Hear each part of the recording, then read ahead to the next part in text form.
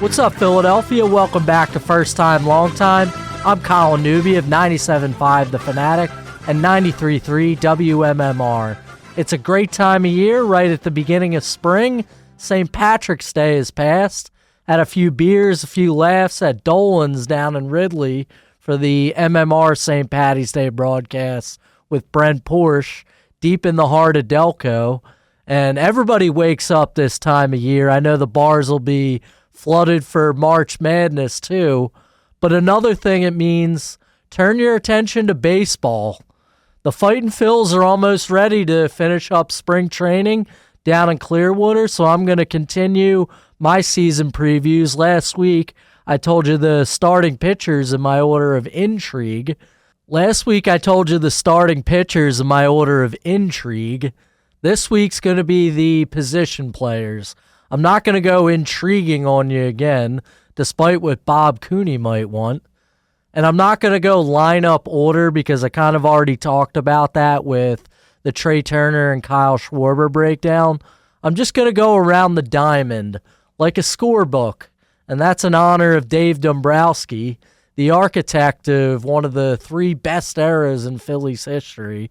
Because believe it or not, that's what you're watching right now. But he keeps score on his own for every MLB game he's at, which I love. Such an old school way to think. So 1 through 9, and if you want to start at 1, the pitcher spot, which I already got you the real breakdowns last week. But if you missed out, get that in the show feed from last week. And I have one hot take to add. I say the Phillies starting staff finishes with the best ERA in the majors during the regular season. I talked about Ranger Suarez as my most intriguing guy, but the other guys I just have so much faith in. Zach Wheeler at the top especially, one of the best competitors that I've ever seen on a pitcher's mound. Let's skip right to number 2, go behind the plate.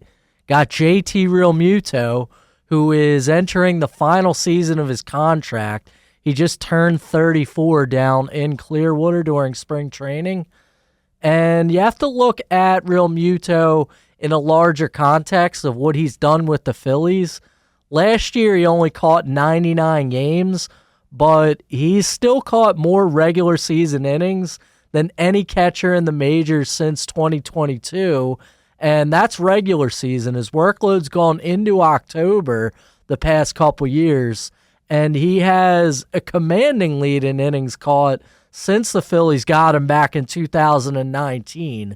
This guy has been more durable than anybody, and it's similar to the conversation with Aaron Nola and Zach Wheeler, where you credit them for durability as an accomplishment in the past, but you think about what does it mean for the future? Is that going to continue if somebody has caught more and gotten more wear and tear over time? Isn't that kind of a bad thing, especially for a position like catcher, especially for a guy coming off a midseason knee surgery last year? And at his age, it's kind of inevitable that Realmuto slows down at least a little bit.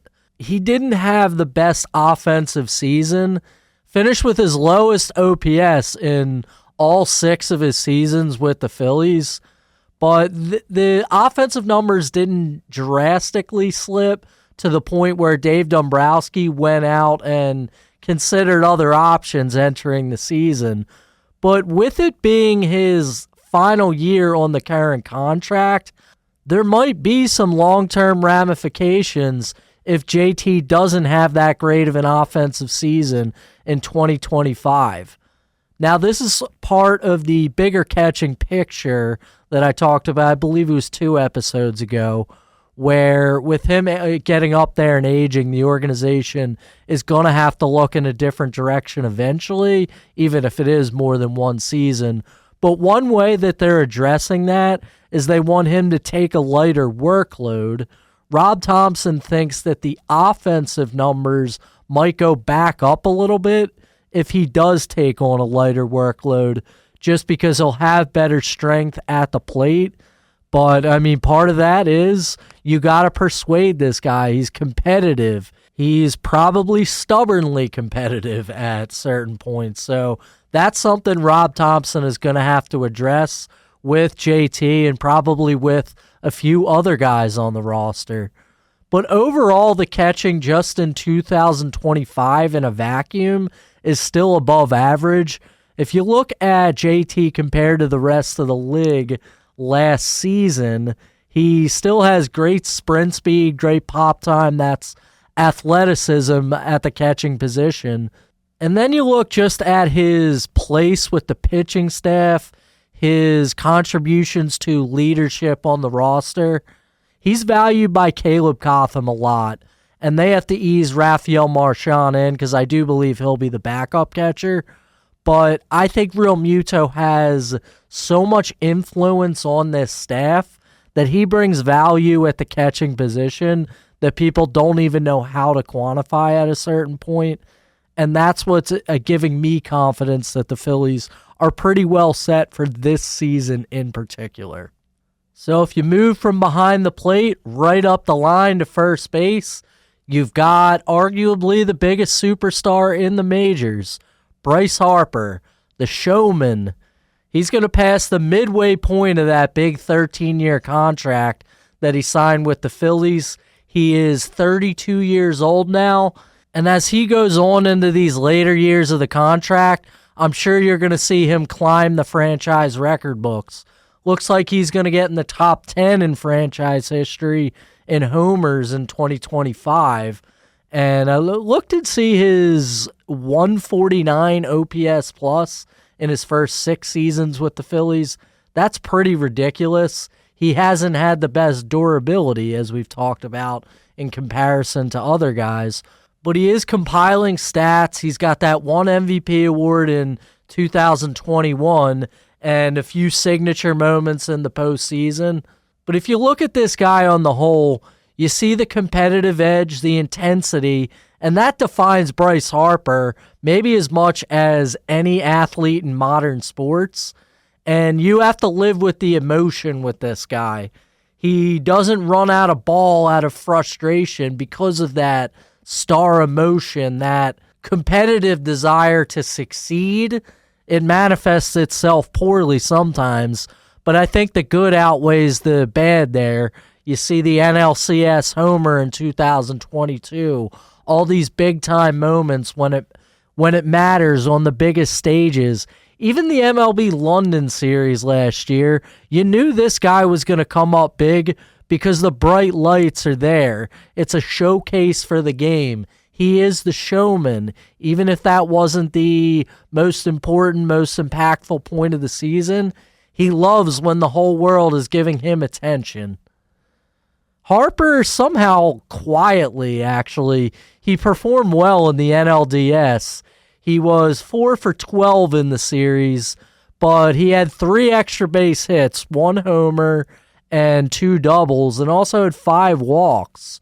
Remember that home run in Game 2? That kind of upheld his reputation as a playoff catalyst. It sparked a comeback for the Phillies' only win of the series. But Harper really wasn't a part of that offensive slump that the team went into that caused the series loss to the Mets. Well, you can blame the bullpen for that as well, but the offense has been the bigger focus throughout the offseason, the subject of a lot of criticism. If you look at Harper's season last year, I think the most important stat that you're going to find, weirdly enough, he played 145 games. Discuss the durability. He hasn't really had it over the past couple of seasons. He had the surgery, came back and was exclusively DH for a little while. But the transition to first base, and he was an above-average first baseman, at least by the defensive metrics last year. But I think it's more important that eliminates a little bit of wear and tear with so much time left on his contract. Now, he's a very athletic player. From what I saw last season, that's what really influenced those defensive metrics. But when you're looking at these things, you have to keep in the back of your mind what determines them. His range at first base, I believe, is what contributed there. but he still has a lot of adjustments to make in the field. 5 defensive runs saved, that's according to Fangraphs. But I noticed a tendency to over-pursue ground balls a lot of times last year, especially ones hit to his right. A first baseman can let a second baseman handle those sorts of things, especially with Bryson Stott next to him. Get to Stott in a minute. But Harper has some runway to improve on the fundamentals. It's a less familiar position. Like I said, the athleticism carries you, but I think over time, you need to get some more familiarity. He's also going to DH a little bit this year. I expect that to be in the same lens as JT Realmuto, where Rob Thompson tries to get him off his feet for a few extra games. There's another thing, though, with a competitive edge, you got this manager who's supposed to be a player's manager, supposed to be a great communicator. We'll see how he handles that situation, but extra rest could help slow that aging curve because there are some slight dips in the advanced stats with Bryce Harper, like average exit velocity, hard hit rate. So you wonder how his strength's going to carry on as a power hitter for the next 7 seasons remaining on that deal. It's pretty obvious, though, if you're stepping into Citizens Bank Park this year, you know what to expect from Bryce Harper. Excellent power production in the heart of the order, the superstar performances that have defined this guy.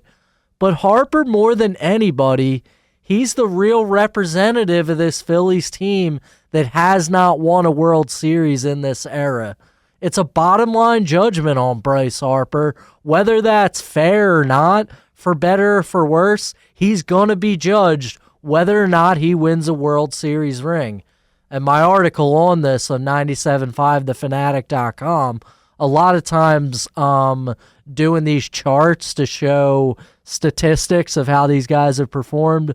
Well, I think there's one statistic that I needed to include here. World Series rings with the Nationals, 1. World Series rings with the Phillies, 0. That concept isn't all that complicated, so let's move on to Bryson Stott. And Larry Bowa was on the Best Show Ever last week, calling Bryson Stott a Gold Glove candidate at second base. I can see where he's going with that. Bryson Stott tied for the lead in defensive runs saved last year with Brandon Marsh. That one, watching him on a daily basis, I think it does match the statistics a little bit better than it did with Bryce Harper. I think Stott is an excellent second baseman. And he also led Phillies regulars in stolen bases. He was 32 for 35 on the base pass last year. That was 13th in the majors in steals, tied for 13th actually. But I was looking into this. Only 2 players ahead of him had fewer caught stealings than Bryson Stott. So he was very efficient on the base pass. Another little nugget, he led the team in sac flies. So he provided some value last year, but I'd still say he had a bad season. It came out in spring training that he was battling an injury that was suffered in late May. If you look at his batting average, there wasn't really much of a difference before or after that injury. So 2 months into the season, he kind of had a bad average already. Remember, he's supposed to be an average hitter. But his power numbers dropped off pretty badly after that supposed elbow injury. So it's hard to quantify how much that affected Bryson Stott last year. We'll see if it corrects itself in 2025. But Stott has kind of been up and down throughout his career pretty drastically. He hit 301 in the first half in 2023, and then in the second half, he just fell off a cliff. And then last year, he was kind of uncharacteristic in certain ways of the hitter he was back towards the beginning of his career. His walk rate jumped way up, but he also had an increased strikeout rate. Maybe he was guilty of some of the flaws of his teammates with the overemphasis on pull power and the inability to hit breaking pitches out of the zone.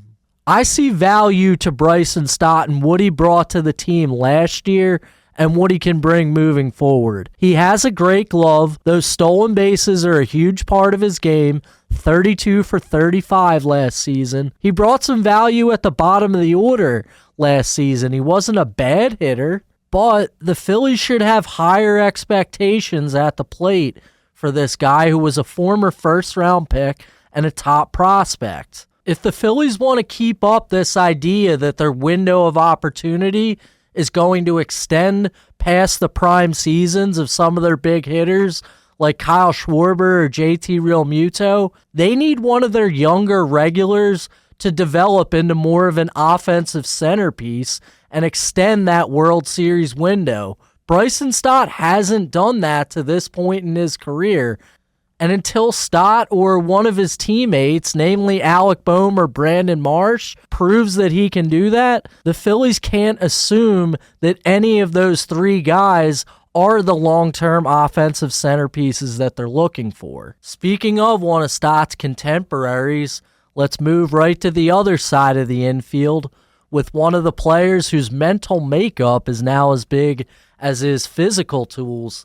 The guy we talked about all offseason as the subject of trade rumors, it's Alec Boehm. This is a guy I've really enjoyed watching since he came to the majors. His ability to hit to all fields is part of what the Phillies want to do. He can go to the opposite way. That's what's made him a good RBI guy without the best power on the team. But he showed some pull power last year too. Use of that big body, especially in the first half. But those splits in the first and second half, they were the subject of my chart on the Fanatic article. He had way more extra base hits at the beginning of the season, and his numbers as a whole tailed off after he made that All-Star game. 44 doubles, that was tied for fourth in the majors.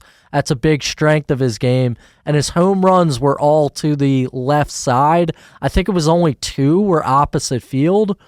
So that is one game that developed a little bit last year to where the Phillies wanted to see a little bit more power. He hit in the cleanup spot, might move to 3 this year. But Larry Boa made another good point on the Fanatic, and it's something that I didn't think of. Take a listen to what he had to say about Alec Boehm. I'm the only guy that said this, but last year after the All-Star break, he didn't have a real good year, but if you take a look at the home run derby, he tried to pull everything. And as Ricky knows, you get into a bad habit, even if you're hitting in BP, and he must have taken 50 swings trying to pull every single pitch, and I really believe it was a carryover. This guy, when he's hitting the ball good, he hits it the other way. Today, he got a big hit in the first inning on a double to right field.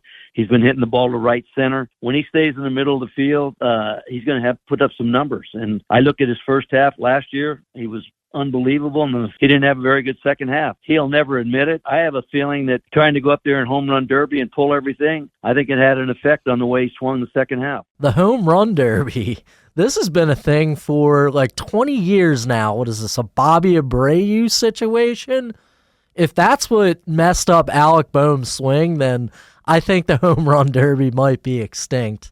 Now, there's really no way to actually prove that what Larry Boa just said is true or untrue, but these little tweaks, I mean, sometimes it can make a difference in a guy's swing, and something like that, the home run derby, where you're getting so many consistent reps, I don't know how big of a difference it makes.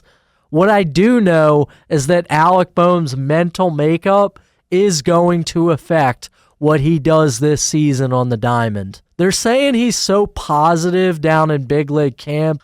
I don't know how much truth there is to that, because the Phillies have a clear incentive to act like Alec Boehm is in such a better state mentally. Remember, Rob Thompson benched Boehm in Game 2 of the NLDS. That's not something that's happened very often under Rob Thompson. He obviously didn't want that energy in the lineup. He puts Edmundo Sosa, a career utility player, in there because he wanted better energy. What he said without saying is that Alec Boehm has bad energy.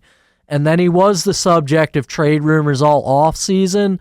The Phillies entered the offseason thinking that Bohm's value on the trade market was a little higher than it was. That looks like the reason that he's still on the team, but it is a mental challenge for Bohm. The thing that I have lost sympathy for, he's not a young guy anymore. He's 28 years old. This whole idea of the Phillies daycare, well, they should have graduated from daycare a long time ago. It's the same as what I said about Bryson Stott. If you're going to develop into a star, that needs to happen like right now. And Bohm really had a chance to leave all this mental stuff in the past last season. He had the all-star performance in the first half, and it looked like he was beyond this. He's not. He didn't show the mental stability that he needed to show late in the season. Look at the final 12 games when he had that hand injury where he missed a couple of weeks in early September, but he came back for 12 games to finish the year. He hit 170 over that span and then 1 for 13 in the NLDS. So how much of this was because of an injury and how much of this was because of the frustration? That's another thing that goes along the lines of hard to quantify, hard to blame one thing or the other. But one indicator that you can go by, Rob Thompson was willing to focus more on the mental makeup than he was for the injury. And he said recently that Bohm needs to improve on not letting the highs get as high, not letting the lows get too low. That is the bigger focus here. That's what Alec Bohm needs to improve on. And then once he improves on it, that ability to hit to all fields that I've complimented for so long, that approach at the plate, maybe that makes an even bigger difference moving forward. After we get back from the break, I'll throw in some audio from Dave Dombrowski talking about a topic that I didn't necessarily expect him to address on the record. If it's happening in Philly sports, Colin Newby's talking about it. Go with him behind the scenes of legendary sports venues with the best athletes and the most iconic media personalities of the greatest sports city in the world. When we signed him as a shortstop, and we told him that he would be our shortstop, and we felt that way. But if we don't think Trey Turner is capable of playing good shortstop, and you have to remember it's defense and offense that combine, no, we'd move him off a shortstop. That would be the way it is. Now, he wouldn't per se like it, and you wouldn't just wake up one day and say, we're moving you up. You do the proper steps. But no, there's no promises that he would be our shortstop for the future. So there's been talk of that during Trey Turner's time here. He hasn't played very well at shortstop. I don't think he has a long-term future at shortstop on that long-term contract. I think he's due for a position switch. But the Phillies as an organization have taken on heavy criticism because people have said that they don't want to move him off of shortstop, considering that high-price contract, considering his status as a superstar player. It's a premium position, shortstop. And when a guy comes into an organization, sometimes there is an expectation that you follow exactly what was said before the contract was signed. Dave Dombrowski kind of pushed back on that. And the audio is from WIP, by the way, so that's not really going to be included much in my breakdown of Trey Turner on the Fanatic website. But since I already scrutinized him a lot in the last episode, I wanted to concentrate on his defense a little more than his offense. I do think he's going to move up to that leadoff spot. We'll see how that plays out. But on defense, this guy is truly terrible in the defensive metrics. I got this off of Fangraphs. In the past 2 seasons, there have been 2,994 fielders in the majors. Almost 3,000 guys to step on a big league diamond. Trey Turner ranks 2,993rd in defensive runs saved over that time. J.J. Bleday of the Athletics is the only one of nearly 3,000 fielders with a worse grade in defensive run saves.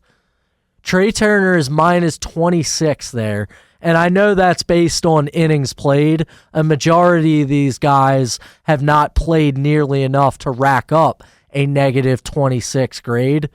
but I think it's safe to say that Trey Turner has been a disappointment at shortstop for the Phillies.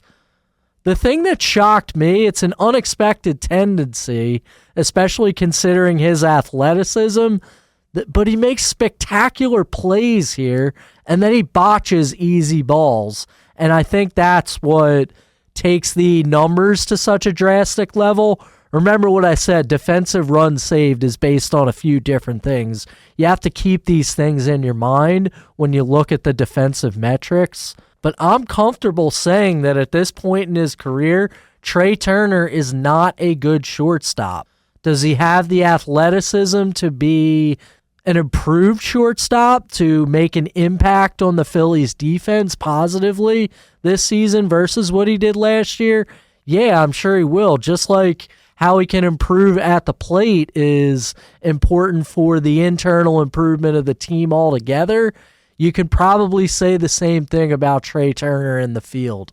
But only time will tell on that one, and that's what Dave Dombrowski's offseason strategy has done to the media and the fans in Philadelphia. It's a wait-and-see approach that doesn't have that big of a buzz, but that's exactly what it is. You got to wait and see on Trey Turner as the focus of internal improvement on this roster.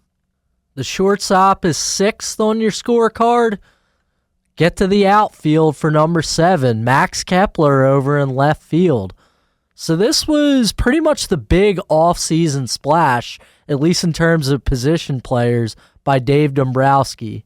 Max Kepler, the best German MLB player of all time, but I wouldn't say he's such an overwhelming addition to where Phillies fans got very excited about it. Kepler's a decent player. I took his averages over 162 over the past 5 seasons. 22 homers and 71 RBIs. And that's pretty good as an addition to a lineup that already has a bunch of sluggers. But I didn't see this as the best fit. It surprised me with handedness that they wanted to add a 5th left-hander to the lineup, and especially since it's a little bit redundant with Brandon Marsh. He's a left-hander who hasn't necessarily been much of an everyday player throughout his career. He struggled a little bit to hit left-handed pitching, but Kepler does have certain characteristics, really didn't show them last year, but Dombrowski spoke about a core injury that probably slowed him down, was a major restrictor. Kepler has had good plate discipline overall. That got very skewed in 2024 when he missed some games, probably dealt with that core issue at the plate to where it affected his performance. And he aligns with the off-season additions of the Phillies, Jordan Romano and Jesus Luzardo, to where they're coming off injuries only on short-term deals with the Phillies, and they're kind of betting on health here. So you don't know what's going to happen with Max Kepler. He is going to go through a position change over to left field. But remember, the Phillies have Terry Ryan in their organization as an advisor. He spent some time with the Minnesota Twins back in, I believe it was 2016, but he kind of gave the green light on switching Kepler to left field. Feels pretty comfortable because he saw him do it in the minor leagues a pretty long time ago. Never played left field, but if Terry Ryan's willing to wave the flag there, I think the Phillies can be comfortable with it. Max Kepler is pretty relevant to the perception of the fan base. Most Phillies fans would probably say it's a stretch to think that the internal improvement offensively is just going to fix itself with the same hitting coach. But Max Kepler isn't really the guy to do that either because he's not the biggest piece in the lineup. If the plate discipline improves back towards his career numbers, maybe he changes the dynamic a little bit, but what you're going to get from Max Kepler this season probably isn't going to excite people and impact the projections of the team very much. What you get from Brandon Marsh, number 8 on that lineup card, is probably going to have a bigger impact. He hit 192 against lefties last season, 262 against righties, and now you're going to ask him to play a more central role as an everyday player, move him back to center field. He's been important to the clubhouse culture at Citizens Bank Park. That's received praise through MLB circles. Stay loose and sexy, baby. Yeah, stay loose and sexy. Well, the fan base doesn't really want to hear that after the Phillies went down with such a whimper in the NLDS against the Mets last year. Marsh has also brought strengths as an above-average outfielder and a good base runner, aligns with some of the things I talked about with Bryce and Stott. Rob Thompson thinks that these guys have star potential, but they haven't proved it, and Brandon Marsh, I'd probably point to that even a little bit more than Bryson Stott because he was in the bottom third percentile of MLB hitters in strikeout rate last season. He struck out almost 1 out of every 3 at-bats, 32.4, just below 1/3. Now, if you look at the advanced stats with Brandon Marsh, he has such a good WAR, and I'm not a huge fan of WAR. His DRS and OPS are really upping his value in those categories, but I think people should overlook that stuff in the case of this hitter. Brandon Marsh has as much or more to prove as any hitter in the Phillies lineup. Move to the final outfield spot, and I think this guy is kind of the perfect contrast to Brandon Marsh. Nick Castellanos. Guy's making $20 million per season over the next 2 years until that contract runs out. I personally think he's a lot better than the stats showed last year. Remember, he had that terrible start in April and May. Castellanos was brutal to the point where a lot of people thought they should take him out of the lineup. He really did turn it around, and that's why I've said for a little while now that he has such a strange perception within this fan base. I think it's because of his demeanor, the unbuttoned jersey, the nonchalant attitude with the media, and almost a jerk attitude with the media at certain points. I kind of stick up for Nick Castellanos a little more than some people. Also think it's funny that he kept up the bit when Brandon Graham retired. Nick Castellanos, of course, went deep in spring training. Keep up that bit that he homers every time something bad happens. But despite all the weird perception, Castellanos is a hard worker and he is a clutch performer. I saw him show up at Citizens Bank Park earlier than pretty much any player on the team last season on a very consistent basis.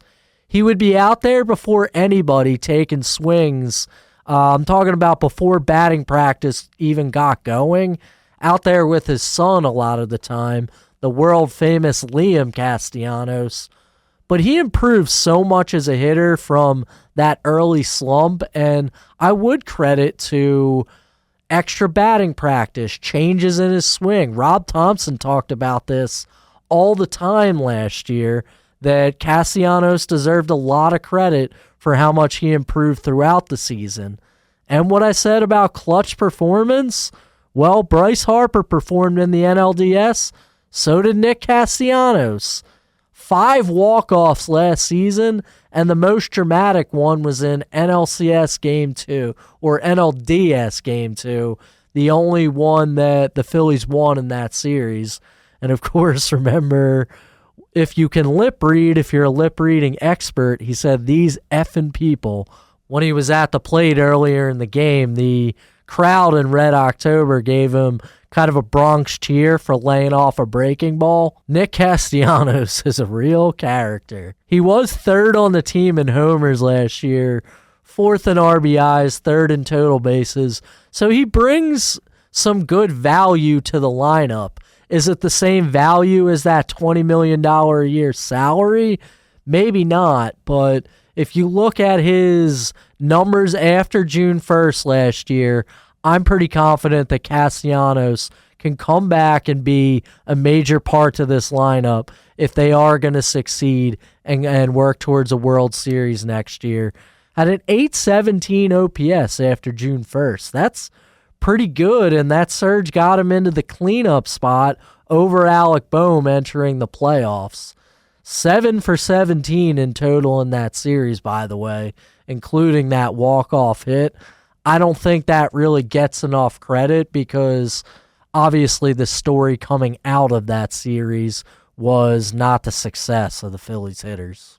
Well, that completes the scorecard 1 through 9, right? But gotta mention the DH also.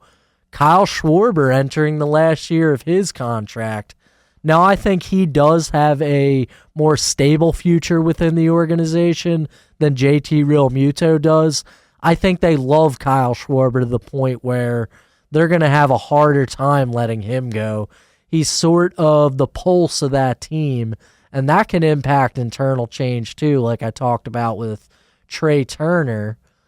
Schwarber led the Phillies in homers, RBIs, walks last year, and I was surprised to see this. Only Juan Soto and Aaron Judge had more walks than Kyle Schwarber among Major League hitters last season.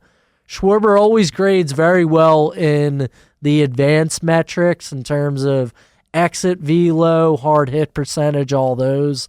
That short stroke just means for excellent bat speed, excellent power numbers for Schwarber. The transition to full-time DH last year, I felt was pretty good for him. Remember when he did play the outfield, he had a hamstring injury in a very short amount of time. They're thinking that he can play first base or outfield if needed. I think that's going to be in kind of a spot role this year. Like if Realmuto and Harper are taking a few days off, maybe the entire lineup shuffles a little bit. That forces Kyle Schwarber to put on the glove a few extra times. But he's another guy who's similar to Bryce Harper in that sense, to the point where you kind of know what you're getting from Kyle Schwarber at this point. Barring any kind of long-term injury or extreme circumstances, you expect him to be in the heart of the order, one of the main run producers on this team. In terms of position players, you are going to have some bench bats rotating in. I do not know as of this recording if Johan Rojas is even going to make the opening day roster. He's been dealing with a shoulder injury throughout the offseason, hasn't really played in the field in spring training, so we don't know what's going to happen there. You're going to have Edmundo Sosa as one of the bench pieces. I think he's going to get a little bit of extra time this year. I'm not going to focus on the bench bats as much. Also, Weston Wilson dealing with an injury kind of shakes things up. I'm not going to spend as much time on the bench bats because of that. I think it's such a fluid situation that the analysis is going to focus a little bit too much on what happens on opening day and not enough of what happens throughout the entire season. So next week when I do bullpen pitchers, I probably will mention the guys who end up making that opening day roster, but it won't be its own episode or nearly as big of a focus as the other three groups on the team, the starting pitchers, the everyday players, and the bullpen guys. Not going to do Flyers breakdowns today, not going to do Eagles, not going to do Sixers, but I'd be remiss if I didn't talk at least a little bit about March Madness before I finish up. And really what's missing in March Madness for me is the Big Five. This is going to be the third straight year where the Big Five sends no representatives to the NCAA tournament. And I realize a lot of that is just solely on Villanova. They've really been the only team that has been in national contention in recent memory. All four of the other teams have kind of slipped off the map. But I praised the Big Five back in December as such a big part of the Philadelphia sports tradition. You had St. Joe's win their second Big Five title, the only two ever in the round-robin era, but they went down in the Atlantic 10 semifinals, didn't end up getting a tournament bid. Temple has really fallen off. That's one of my alma maters, the Hawks and the Owls. I'm a unique case where I can represent two Big Five schools with degrees from each of them. But I worry about the NIL. I don't think it's really had a good effect on college athletics overall. I think that the student athletes have every right to do it. They have for a very long time. They've had the right to make this money. Now that they actually can do it, at least out in the open they can do it, I think it's had an effect on the NCAA landscape that I don't necessarily like, and I worry that maybe it does crush the Big Five long term. The Big Five seems kind of on life support right now. I've talked about how that round-robin format could help out. I'll still be filling out my college basketball bracket just like the rest of America this week, but something's missing from March Madness when I don't see any of the local teams in there, and it absolutely does affect my level of interest on the tournament itself because it's an area of expertise that I don't really have. It's not that professionally relevant for me to cover the top programs like Duke and Auburn, some of the tournament favorites. Without St. Joe's or Villanova in there, I'm not going to be nearly as invested. The next time I record, we're going to be coming up on opening day. That'll be March 27th down in D.C. The Phillies are going to face the Nats. And then the home opener is that following Monday at Citizens Bank Park. It's March 31st, and that'll be against the Colorado Rockies.